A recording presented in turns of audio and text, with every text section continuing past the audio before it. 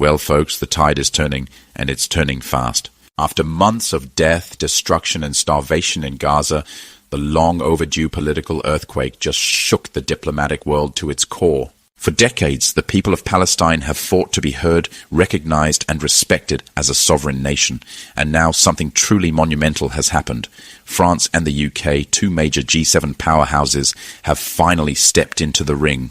And it's sending absolute shockwaves through terrorist Israel's corridors of power, because what we're witnessing is the slow but sure fall of war criminal Benjamin Netanyahu and the bloody doctrine he represents. President Emmanuel Macron has announced that France will formally recognize Palestine as a state. The U.S. and Israel are condemning France's plan to recognize a Palestinian state. French President Emmanuel Macron announced the move yesterday, saying Israel and the United States have criticized the decision by President Macron of France to recognize a Palestinian state in September. In a post, let's start with Macron. The French president didn't just whisper it behind closed doors, he said it loud and clear. France is officially recognizing the state of Palestine. I believe in the future of a two-state solution as the basis for a regional security architecture that will allow Israel to live in peace and security with its neighbours. I believe in a need to unite our voices in Paris, London and everywhere else to recognise a state of Palestine and initiate this political dynamic, which is the only one consistent with the prospect of peace.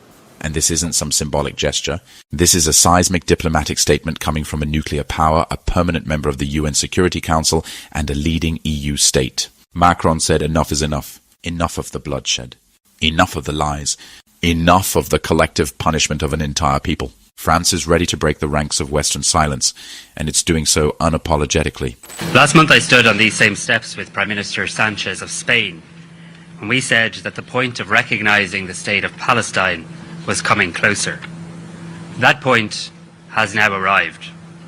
Today, Ireland, Norway and Spain are announcing that we recognise the state of Palestine. Each of us will now undertake whatever national steps are necessary to give effect to that decision. I've spoken with a number of other leaders and counterparts, and I'm confident that further countries will join us in taking this important step in the coming weeks. This is an historic and important day for Ireland and for Palestine. Our message to the free nations of the world was a plea for international recognition of our independence, emphasising our distinct national identity, our historical struggle, and our right to self-determination and justice. Today, we use the same language to support the recognition of Palestine as a state. We believe in freedom and justice as the fundamental principles of international law, and because we believe that permanent peace can only be secured upon the basis of the free will of a free people. And let's not forget, Spain set the stage. Earlier in this conflict, it was Madrid that stood up and said we recognize Palestine and we will defend its right to exist. That's what courage looks like. France is now walking that same path. And if Macron's words weren't enough to rattle Tel Aviv, just wait till you hear what's going on in London. The appalling scenes in Gaza are unrelenting. And I know the British people are sickened by what is happening. The images of starvation and desperation are utterly horrifying. The denial of aid to children and to babies is completely unjustifiable, just as the continued captivity of hostages is completely unjustifiable. Yes, you heard right. Britain is next. Prime Minister Keir Starmer is now reportedly weighing a similar move. If this goes through, two of Europe's biggest nuclear powers with colonial histories and deep international clout will be on record recognizing Palestine as a legitimate state. The implications of that? Tremendous. It would signal to Israel that their impunity is no longer guaranteed. It sends a clear message. The West is splintering over the question of Palestine. That's exactly.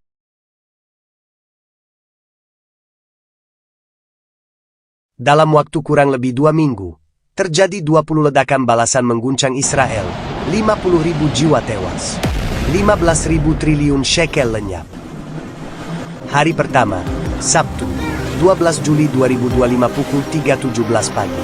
Di tengah sunyi gurun selatan Israel, satu rudal balistik berdaya ledak tinggi milik Iran menghantam depot senjata raksasa di Be'er Sheva.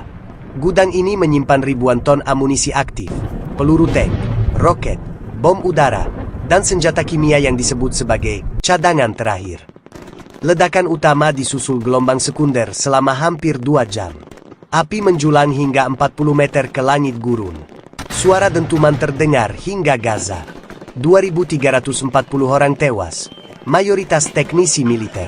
Kerugian mencapai 390 triliun shekel. Tapi keterangan militer Israel hanya menyebut kecelakaan teknis. Namun citra satelit memperlihatkan kawas lebar 200 meter. Hari kedua, Minggu, 13 Juli 2025. Pukul 1.42 dini hari. Rudal hipersonik milik Iran meluncur dari arah Laut Tengah, menghantam bunker bawah tanah markas Angkatan Darat Divisi Utara di perbatasan Lebanon. Lokasi ini dianggap paling aman, dibangun 30 meter di bawah tanah dengan plat baja berlapis titanium. Namun rudal canggih milik Iran menembus atap bumi, dan ledakan di ruang rapat membunuh seluruh jajaran pimpinan regional. 1.860 tentara dan 4 jenderal senior tewas. Kerugian mencapai 221 triliun. Israel bungkam. Lebanon menyangkal keterlibatan. Ketegangan di utara meningkat drastis. Ledakan ketiga, pukul 16.15 sore. 3 rudal klaster Iran mengenai dermaga pelabuhan militer Ashdod, tempat 11 kapal militer bersandar. Gudang bahan bakar terbakar, meledak seperti bola api raksasa. Kapal komando, INS Yarden, hancur dalam waktu 8 menit. Asap hitam membungkus pelabuhan selama 2 hari. 3.070 orang tewas. Kerugian mencapai 625 triliun. Ashdod dikunci. Wartawan asing diusir. Beberapa keluarga korban bahkan tidak diberi kabar. Hari ketiga, Senin, 14 Juli 2025. Pukul 23.09 malam. Sebuah rudal dengan hulu ledak elektromagnetik menghantam kota Tel Aviv. Seluruh jaringan listrik padam. Kota menjadi buta. Pesawat militer terpaksa mendarat darurat. 920 orang tewas. Kerugian mencapai 325 triliun shekel. Untuk pertama kalinya dalam 15 tahun, seluruh kota Israel gelap gulita selama 6 jam. Hari keempat, Selasa, 15 Juli 2025. Rudal balistik jarak jauh, berkecepatan Mach 8, menghantam hanggar jet tempur dan gudang rudal udara di Palmachim Airbase. Ledakan utama disertai kebakaran besar yang menewaskan lebih dari 1.000 personel. Jet-jet tempur F-35 hancur terbakar sebelum sempat mengudara. Total 1.200 orang tewas. Kerugian mencapai 450 triliun shekel. Hari kelima, Rabu, 16 Juli 2025. Ledakan ketujuh, pukul 4.33 subuh.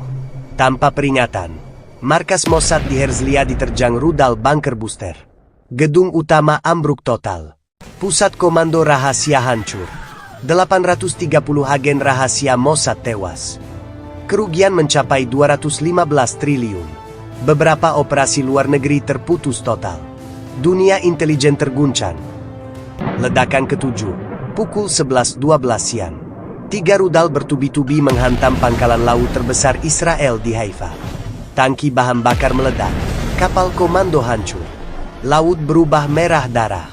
2.710 tentara Israel tewas. Kerugian mencapai 112 triliun. Gelombang pasang membawa puing kapal ke pantai sipil.